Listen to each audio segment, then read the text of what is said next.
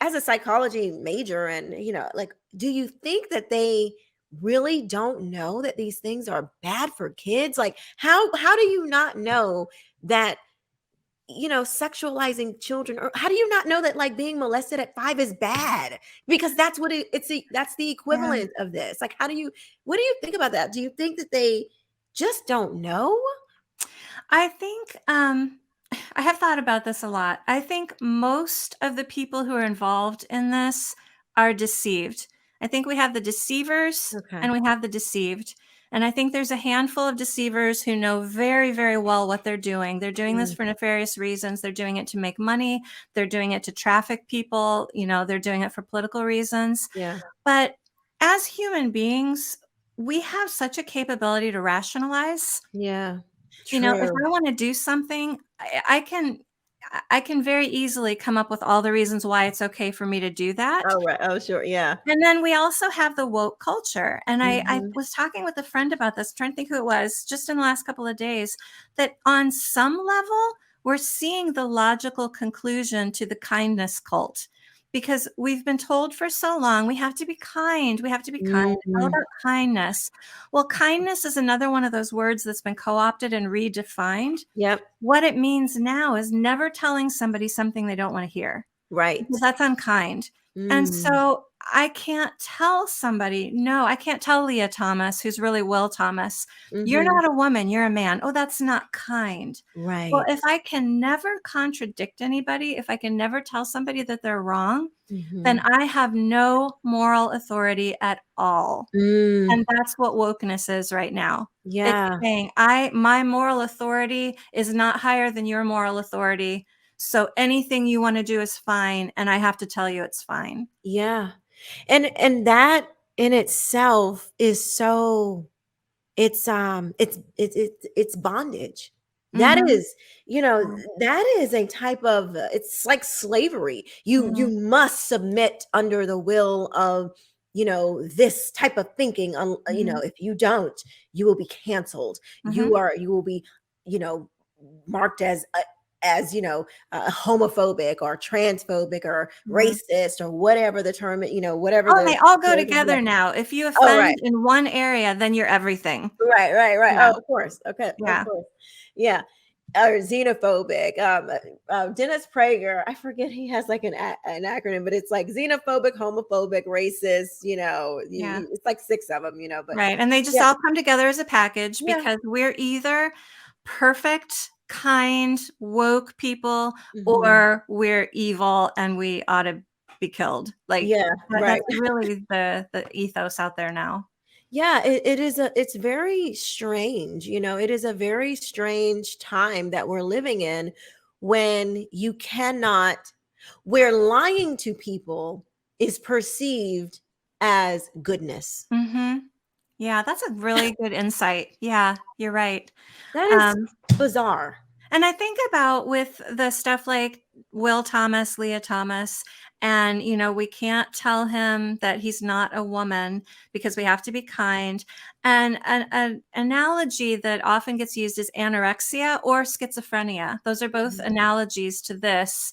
And if I am going to be kind to an anorexic the same way I have to be kind to Will Thomas, I would tell that anorexic, "Oh, yes, I agree with you. You really are fat." Mm, Even though she's 5'8" and 98 pounds. "No, right. you really are fat. You really Mm, should keep dieting. Let's get you right. liposuction." That's gonna Right. kill her. That's gonna Right. kill that person.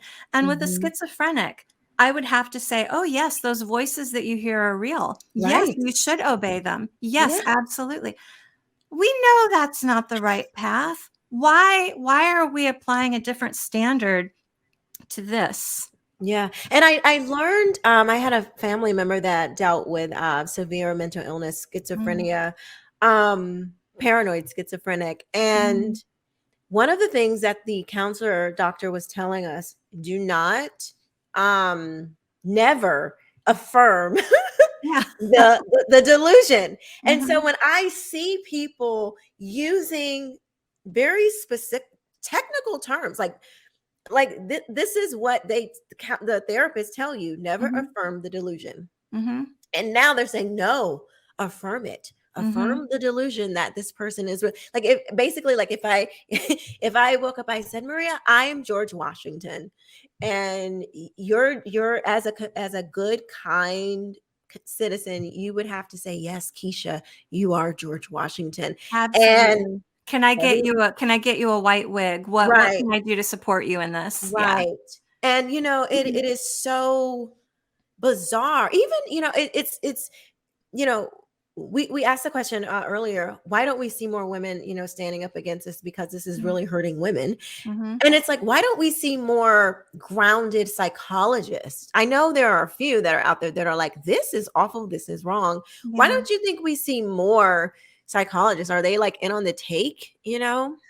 I think I keep using the term brainwashed, and I know that gets used a lot, but I really think Mhm, that's the right word here. I've got several friends, I've got one who's a social worker, a mhm. couple who are school psychologists, and they have been fed this stuff through their programs, through college. I mean, I Yeah, really have had my eyes opened to how long this has been put in to programs and yeah. universities. They've really been sold this. My organization, Advocates Protecting Children, we just put a story on our blog about a parent who had a trans identified daughter, went to the school counselor who had known that child, that daughter, all through elementary school, Mm, and the counselor had always given good advice. If there mhm. was a problem, she'd ask questions like, well, let's think about this. When did this start? What's going on with the friends? Yeah. What are some options? She's a great counselor. As soon as the mom called her and said, hey, my daughter, thinks she's trans, the counselor said, you have to affirm that. Like, just like that. Never had the counselor behaved that way before. That And is so so bizarre. that's why I'm thinking this is a social capture. It's a cult. It's a brainwashing. And I think all of those things we talked about feed into it. It's money making. So, big business, pharma, they're all, I Yeah. mean, you look at like Target and just the marketplace. Everywhere you go, you're seeing rainbows and trans flags. Why? Because Yes. it's a money maker. Yeah. Because, that's what they do. They're out to make Yeah. money. So it's all being affirmed there. And then social media is feeding it. There's all these influencers feeding kids. It's Yeah. really, really hard to swim upstream. I mean, Yeah. those of Sure. us who are saying, "Hey, wait a minute," Mhm. as soon as you ask a question, you are canceled. You are Yeah. called a name. And I'll just say one more reason why I think that this is a cult. A lot of the activists here in my neck of the woods, Mhm. there's a lot of people, for the trans rights policies. Several of them are parents. Mhm. While I was fighting that in the schools, I asked several moms, I'm like, hey, can I just take you out to coffee? Mhm. This is something we both feel strongly about. We've both got kids in the system. I want to understand where you're coming from. Can I just take you out for coffee? Nobody would go with me.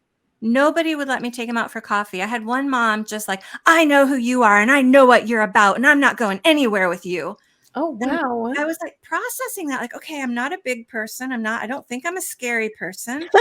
Like, most people aren't afraid of me. But Yeah. as I started recognizing what a cult this is, I was like, oh, Mm. that's what cults do. That's what they They are do. not allowed to talk to people outside the cult. That is true. And there's a guy here who I think he's probably the kingpin of this area. Mm, He's everywhere in this. He's always got a stand up for trans kids shirt on. mm. And I was talking to him at a school board meeting. He said, yeah, I don't think they're going to be willing to go out and have coffee with you.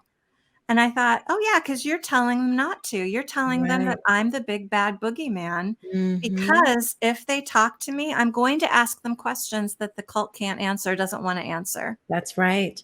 When I first, not to make this political for our conversation, but when I first began to wake up to the ideas of conservatism, this was right after the 2016 election. That was a And hard time for a lot of us. I know. Yeah.